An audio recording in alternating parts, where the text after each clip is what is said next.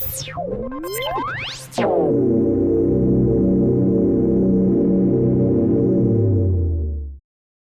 is your weekly report on corruption in the Philippine government.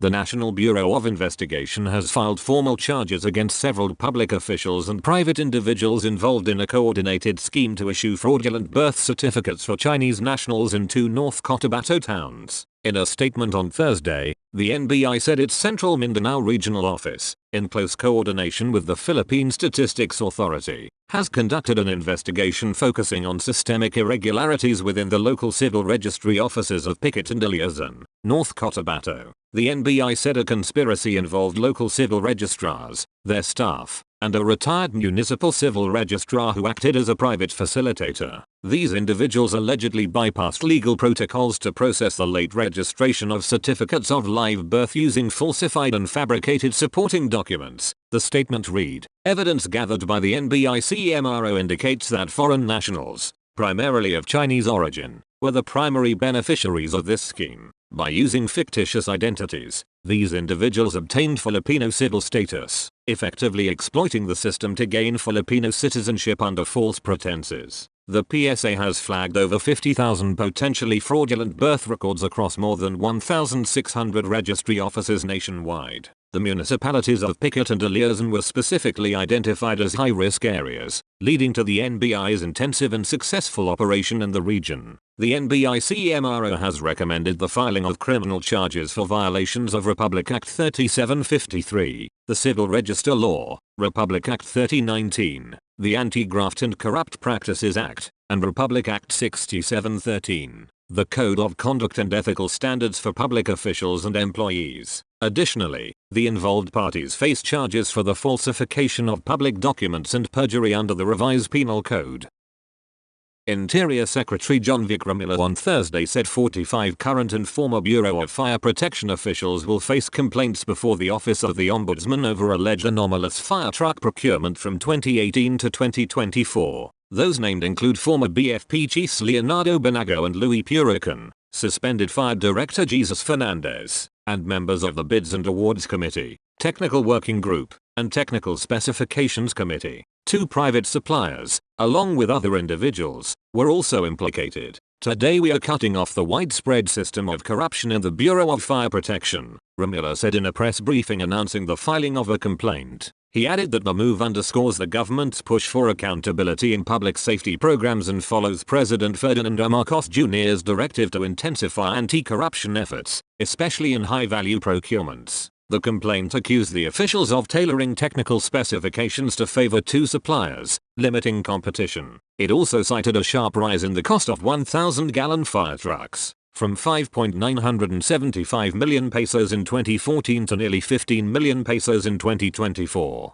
without documented market studies or justification. Among the alleged procurement lapses mentioned in the complaint were a lack of proper deliberations and records, failure of oversight bodies to review specifications independently, and ineffective pre-bid conferences. The Bureau of Customs has also flagged the respondent suppliers for undervaluing import declarations by over 30% and failing to submit key financial documents during audits. Respondents face administrative and criminal charges, including grave misconduct, serious dishonesty, gross neglect of duty, conduct prejudicial to the service, and violation of Section 3(e) of Republic Act No. 3019 or the Anti-Graft and Corrupt Practices Act. The lives of the people should not be jeopardized due to irregularities. Every procurement must be above board, transparent, and anchored on the public interest, Ramila said as he reaffirmed efforts to strengthen internal controls and safeguards across attached agencies of the Department of the Interior and local government. Fire Chief Superintendent Wilberto Rico Neal Quantiu has been designated officer in charge of the BFP following the removal of Fernandez. Ramila said a panel has begun interviewing candidates for the next BFP chief. "We've interviewed 3 candidates so far, and we have 4 more lined up," he said. A former barangay councillor who was once arrested for illegal drug charges was killed in a shootout with police in San Fernando Town, Cebu on Saturday, the 21st of March. Police identified the suspect as Jay Castanas. Lawmen went the suspect's house in Barangay Sangat after he was accused of fatally shooting food vendor Emilio Sabroso. Police said Sabroso was driving a motorcycle when he was shot in the head by Castañas around 10 am. The San Fernando police station led by Police Major Michael Jingoyan were walking towards the suspect's house when they fired at. During the encounter, the Naga City Police Station and Regional Mobile Force Battalion Central Visayas arrived as backup. Castañas was surrounded by police but refused to surrender and the gunfight dragged on for several hours. Police assessed the situation and learned that Castañas was also armed with 2 grenades. At 4 p.m., police, including special weapons and tactics operatives, decided to conduct a tactical movement by zeroing in on the suspect's house. The suspect continued firing as the police inched closer to his house. Police patrolman Kim Villaras of RMFB 7 was hit in the chest and police returned fire, followed by with 2 big explosions coming from the house. The suspect's house caught fire, believed to have been caused by liquefied petroleum gas tanks and hand grenades. The blaze was put out by firefighters and clearing operations were conducted. The body of the suspect was found with bullet wounds and burn injuries. Jingoyan said Villarasa was taken to a hospital. Police disclosed that Castañas was feared by residents for his alleged involvement in atrocities, including a shooting incident just last January. The suspect was elected in 2016 but was arrested for drug charges in 2017. He was released from jail last October. Jingoyan said the suspect had criminal records at the Cebu Provincial Police Office. He was allegedly involved in a shooting incident in the city of Naga, Cebu and was accused of being one of the gunmen in the fatal shooting of Calvin Sanapura in 2012, son of former Kakamen Isapuro Apura.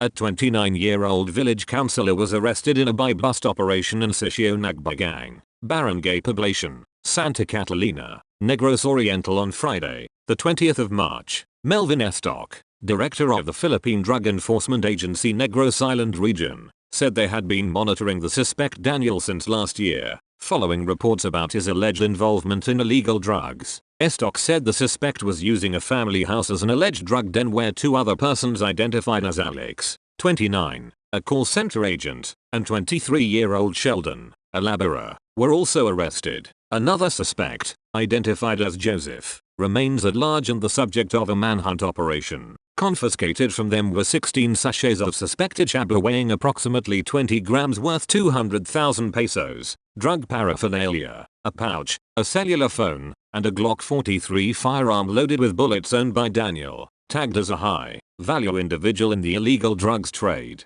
Estoc said they are verifying if the firearm is licensed. He said they will file administrative cases against Daniel before the Office of the Ombudsman. Illegal drug cases are being readied against Daniel and his companions. Daniel was the first barangay official arrested for a drug offense in the region this year, according to Estoc. He said they are probing the source of the contraband and if the suspects are linked to a drug group.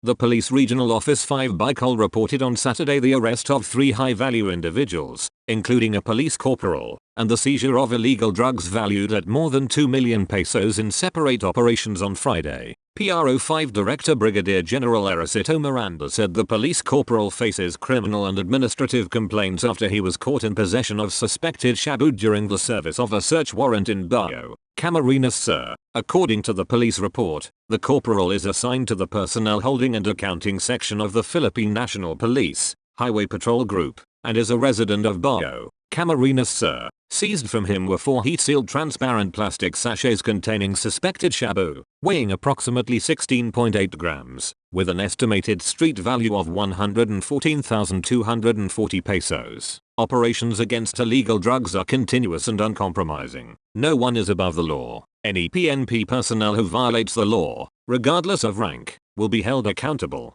PNP Bicol will not allow rogue elements to tarnish the integrity of the force. Those who betray public trust will face justice, without exception, Miranda said in a statement.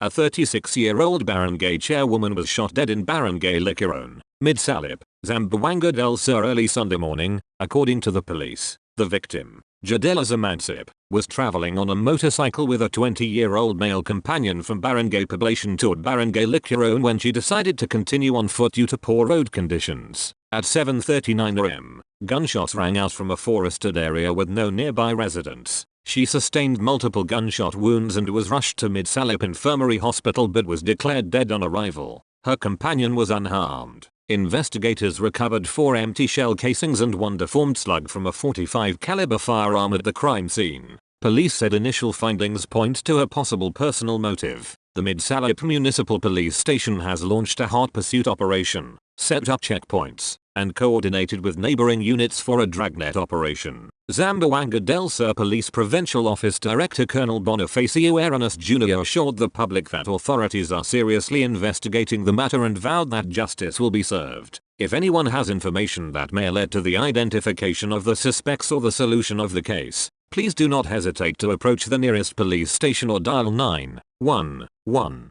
Rest assured that all information will be treated with utmost confidentiality, he said. Arenas added that community cooperation is vital in maintaining peace and order in the province. A 51-year-old Barangay Kagawad, village councillor, was shot dead while his common-law wife survived after they were ambushed by armed suspects in Barangay Osmana, Lope de Vega, on Sunday morning. Police later arrested 2 suspects, including a fellow Barangay Kagawad from the same locality. The Northern Samar Police Provincial Office strongly condemned the attack, which occurred around 8:30 am while the victims were walking from Barangay Buena Vista, Calbayog City, Samar, toward Lope de Vega when they were suddenly fired upon at a river crossing. Initial police reports showed that the victims, who were not identified in the report, were traversing a remote area when 2 armed suspects staged the ambush. Personnel from the Lope de Vega Municipal Police Station, led by Lieutenant Mark Quilano, immediately responded to the scene despite the difficult terrain, which required an hour-long trek. A hot pursuit operation was launched, leading to the arrest of the suspects at around 4 p.m. the same day in Barangay Buena Vista, Calbayog City, through the joint efforts of the Lope de Vega Police and the 1st Northern Samar Provincial Mobile Force Company. Police said initial findings point to a personal grudge as the possible motive, reportedly stemming from a heated argument during a drinking session. The NSPPO, headed by Colonel George Buayacao Jr., filed murder charges against the 2 suspects, who are now detained at the Lope de Vega lockup jail. A public school principal was arrested in a buy-bust operation in Tacubaya, Surigao del Sur. The joint operation by the Philippine Drug Enforcement Agency Regional Office 13 and the Tacubaya Municipal Police Station was carried out at around 10:47 p.m. on Friday in Purok 3, Barangay Poblacion. Authorities identified the suspect as a 45-year-old male resident of the area, who is currently serving as a district school supervisor with the rank of Principal 3. According to investigators, the suspect had been under surveillance for alleged involvement in illegal drug activities. Law enforcers said the buy-bust was launched after validation and monitoring by multiple anti-drug units. Seized during the operation were 2 heat-sealed plastic sachets containing suspected shabu with an estimated value of 6,800 pesos, along with marked money used in the transaction. This development highlights the importance of vigilance and accountability in public service. Positions of authority must never be used to undermine the law or endanger the community. PDEA Regional Office 13 Director Lorifel Gabel said, the suspect is under the custody of the Tacubaya Police. He is set to face charges for violation of the Comprehensive Dangerous Drugs Act of 2002. An employee of the Municipal Disaster Risk Reduction and Management Office was gunned down in Barangay Lutukan 1 here on Wednesday morning. Police identified the victim as Pepe, 37. Investigation said the victim was on his way to work when gunmen on board a motorcycle appeared and shot him. The suspects fled and the victim was taken to a hospital where he was declared dead. Follow-up investigation and manhunt operation are ongoing. The Sandigan Bayan has convicted a senior official of the Development Bank of the Philippines of graft for approving the wrong valuation of a foreclosed property in Caballao, Laguna in 2013. Sentenced to a jail term ranging from 6 to 10 years with perpetual disqualification to hold public office and forfeiture of this retirement and gratuity benefits was Romeo Aguilar, DBP Senior Assistant Vice President and Head of the Remedial Management Department. The anti-graft court's decision directed Aguilar to pay the DBP 43,452,000 pesos, which should earn interest at the rate of 6% per annum computed from the finality of the decision until fully paid. Aguilar's graft charge stemmed from the approval of 56,269,000 pesos as appraised value and 45,817,766 pesos as maximum bid price for the foreclosure sale of the real properties consisting of lots located in Caballao, Laguna, registered in the name of Milestone Paper Products, Incorporated.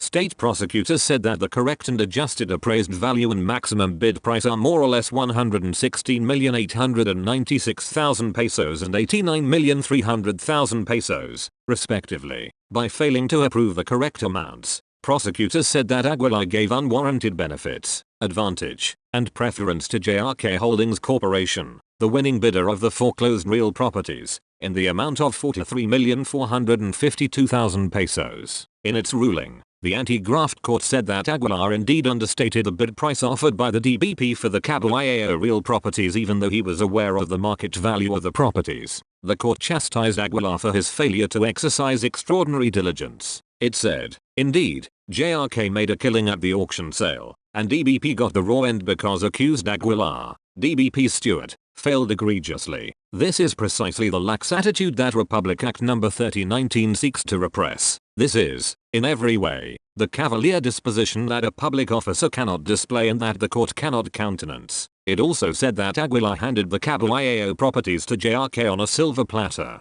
It added, considering that JRK manifested beforehand its interest in the MPPI's assets, he, Aguilar, should have been on guard against JRK's bid. Instead, he raised the odds in JRK's favor by understating DBP's bid. Consequently, DBP's bid became kaput. Under these circumstances, the unwarranted benefit was given by accused Aguilar to the private party with some unethical interest, which in turn, is consistent with the spirit of RA No. 3019, the Anti-Graft and Corrupt Practices Act. The 72-page decision was written by Associate Justice Kevin Nasby Vivero with the concurrence of Associate Justices Sarah Jean T. Fernandez and Laura Villanueva. That's all for this week. I'll see you next Friday with more stories of corruption and foolishness within the Philippine government.